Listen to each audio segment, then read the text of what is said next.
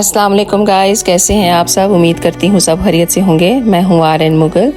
हमारे प्यारे नबी सल्लल्लाहु अलैहि वसल्लम की 5 खूबसूरत अहादीस प्लीज़ ज़रूर सुनिएगा।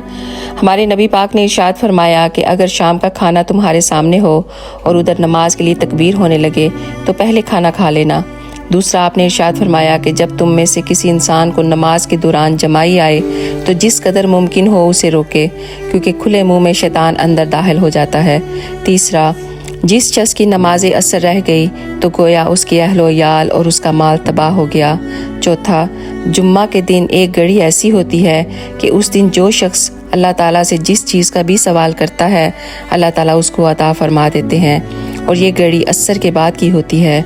और पाँचवा, हमारे नबी पाक सल्लल्लाहु अलैहि वसल्लम ने इरशाद फरमाया कि जन्नत तुम्हारे जूते के तस्मे के भी ज़्यादा करीब है और दोज़ख भी उतनी ही करीब है। सुभान अल्लाह।